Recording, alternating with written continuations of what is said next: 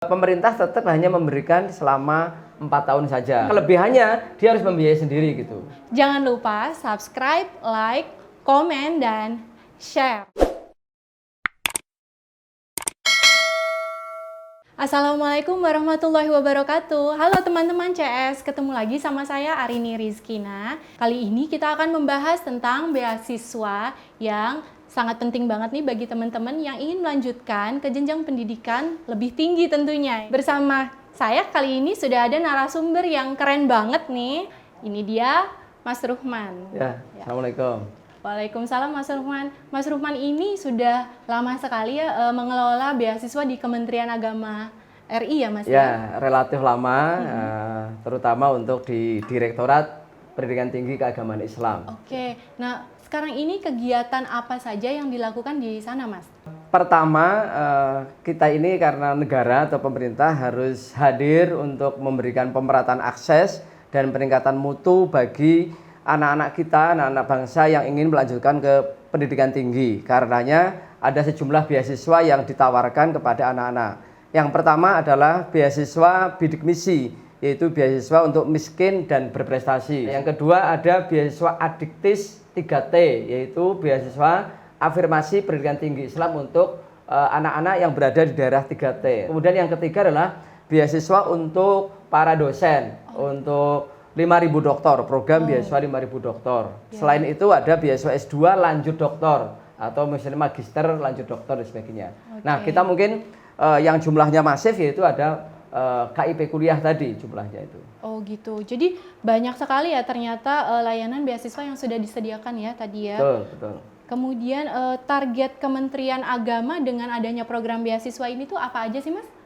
Pertama begini Mbak Arin, jadi kita pastikan anak bangsa yang ingin melanjutkan ke UIN, IAIN, dan STAIN terutama dan juga perguruan tinggi keagamaan Islam swasta itu harus dibuka akses luas-luasnya. Kalau dulu kan ada istilahnya orang miskin tidak boleh sekolah. Betul, sekarang kita berpendoya bahwa orang miskin harus kuliah. Oh iya. Nah, itu yang perluasan akses. Yang kedua, pada saat sama kita ingin Indonesia ini harus banyak orang-orang hebat, orang-orang para bintang, anak-anak bangsa yang itu harus kuliah. Iya, nah, kalau dulu cukup lah SLTA, tetapi sekarang karena tantangannya luar biasa maka harus kuliah. Nah, yang ketiga, dengan adanya beasiswa ini membuktikan bahwa negara hadir di tengah-tengah orang yang kurang mampu, anak bangsa yang kurang mampu. KIP kuliah ini jumlahnya masif. Tahun ini kita akan memberikan beasiswa kepada 17.565. Wah, banyak sekali ya. Yang 3.000-nya untuk swasta, PT KIS, dan yang 14.565 itu untuk kalangan negeri, UIN, IAIN, STAIN itu. Karenanya ini kesempatan yang luar biasa nanti. Nah, selain itu, Kementerian Agama juga memberikan layanan pendidikan tinggi untuk beasiswa ke luar negeri. Salah satunya untuk para dosen-dosen kita yang ingin menjadi doktor, yaitu program 5.000 doktor. Selain itu juga ada magister lanjut doktor atau program integrasi magister ke doktor itu. Yang saat ini sedang dibuka pendaftarannya. Saya kira jadi dari S2 ke S3 ya, S2 gitu ke S3 dibiayai full oleh Kementerian Agama. Wah, di dalam dan luar negeri. Itu untuk dosen ya berarti. Dosen dan juga untuk alumni. Terutama yang tadi kalau ingin S2 lanjut doktor itu bisa untuk alumni yang hari ini sudah ribuan bahkan ratusan ribu. Sekarang kita fokus untuk beasiswa S1 nih Mas. Sasarannya siapa saja untuk beasiswa S1 yang sudah dipersiapkan oleh Kemenak RI ya? Pertama untuk KIP kuliah ini diberikan kepada anak-anak yang dari latar belakang ekonomi, tidak mampu secara ekonomi tetapi dia mempunyai prestasi yang cukup bagus. Nah, syaratnya adalah mereka anak-anak yang nanti setelah daftar di UIN, IAIN, STAIN, dan PT KIS, mereka diseleksi berasal dari orang yang mempunyai kartu Indonesia Pintar pada saat SLTA atau program Keluarga Harapan PKH atau bagi orang Jakarta namanya KJP, Kartu Jakarta Pintar.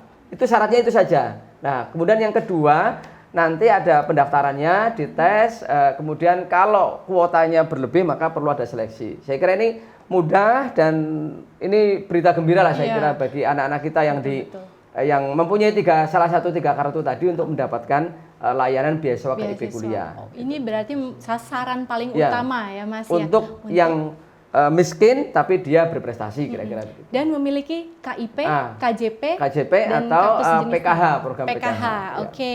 Kemudian ini jadi pertanyaan juga nih Ya. Mas Ruhman. Untuk para penerima beasiswa ini nanti ketika sudah menerima beasiswa itu yang di cover apa aja Mas? Mereka ini dibiayai semua pembiayaan kuliah selama 4 tahun untuk program S1 dan 3 tahun atau 6 semester untuk program diploma. Jadi misalkan kalau SPP-nya sebetulnya SPP-nya itu kalau program KIP kuliah kan dipukul rata menjadi kalau di IAIN, UIN ada UKT 4 yaitu 2,4 juta. Itu semuanya dibiayai oleh Kementerian Agama. Yang kedua dia setiap bulan mendapatkan living cost. Biaya level untuk hidup, untuk makan, untuk apa itu sejumlah 700.000. Saya kira dengan angka 700 insya Allah sudah bisa digunakan untuk Iya, itu. betul. Untuk Nah yang ketiga ada fasilitas lain untuk pembinaan, bahkan kalau di kedokteran mereka dapat biaya tambahannya itu untuk koas. Koas. Dan sebagainya. Jadi, saya kira ini luar biasa lah kehadiran negara kepada masyarakat untuk itu. Jadi untuk yang dokter tadi Ya. layanan koas juga itu praktek Dibiayai, kan? ya dibiayai Praktek, oleh Mas? Kementerian Dibiayai. Agama. Oh, full dibiayai oleh kementerian. Wow, keren sekali. Dan ini untuk teman-teman juga pasti banyak banget nih nanti yang bakalan berminat ya untuk mengejar beasiswa dari Kemenak ini, Masya Allah. Misalnya ini ya, saya sudah lulus uji masuk untuk tes masuk ke UIN Jakarta nih. Kan berarti saya sudah masuk, kemudian sudah jadi mahasiswa di UIN ya. Terus saya menyalonkan diri untuk jadi penerima beasiswa. Nah, terus saya juga lolos nih, lolos masuk untuk penerima beasiswa ini. Kan kemudian beasiswa itu kan dibayar atau dibayarkan selama 4 tahun ya. Nah, dalam perjalanannya itu, dalam perjalanan perkuliahan saya, ketika ada kendala gitu yang membuat kuliah saya tidak selesai, itu nanti bagaimana Mas Ruhman?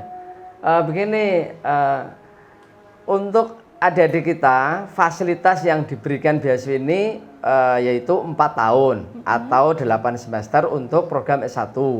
Untuk program D3 yaitu 6 semester atau 3 tahun. Jika ternyata nanti karena satu dan lain hal, molor, beban keluarga atau ada masalah-masalah sedikit, maka pemerintah tetap hanya memberikan selama 4 tahun saja untuk S1 dan 3 tahun untuk D3. Jadi kelebihannya dia harus membiayai sendiri gitu. Jadi bayar sendiri ya, bayar kelebihan sendiri. semester itu tadi ya, yang molor itu. Tuh, teman-teman, makanya kalau kuliah yang serius. Jadi beasiswa ini tidak disia-siakan begitu saja ya. Teman-teman udah nyari beasiswa, capek-capek udah dapat beasiswa disia-siakan, itu sebuah tindakan yang tidak bertanggung jawab ya Mas Ruhman ya. Ya, jangan sampai molor pokoknya lah. Oke. Mas Ruhman, ada syarat apa aja yang perlu dipersiapkan oleh calon penerima beasiswa nanti nih Mas? Ya, secara umum begini, kalau adik-adik kita tertarik untuk mendapatkan KIP kuliah yang tadi jumlahnya cukup banyak, saya kira yang pertama di samping tadi kepemilikan salah satu dari kartu Indonesia Pintar pada saat mereka SLTA. Itu di bawah nanti disertakan. Yang kedua kartu PKH, Program Keluarga Harapan, atau yang ketiga bagi warga DKI ada KJP, Kartu Jakarta Pintar. Itu yang pertama.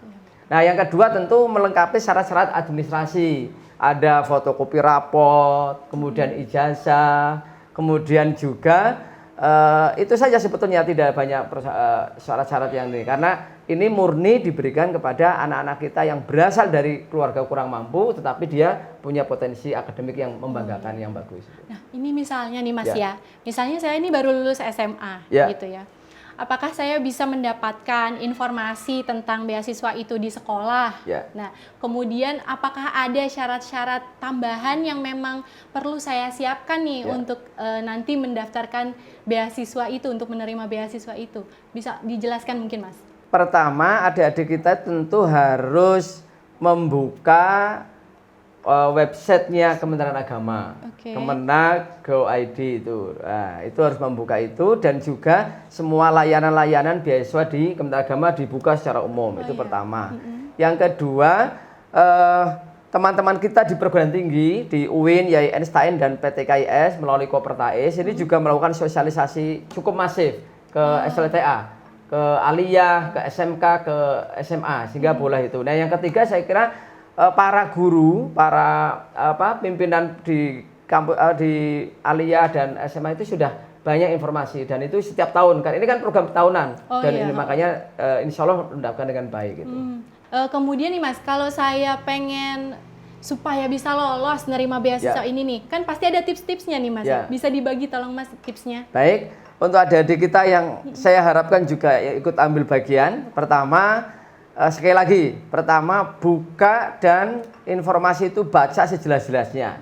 Apa syaratnya, prosedurnya bagaimana, dan sebagainya harus baca itu. Yang kedua, belajar saja, belajar dan terus belajar karena memang ada seleksinya. Kadang-kadang ada tesnya, ya. Karena misalkan begini, UIN Jakarta kuotanya 500 mahasiswa.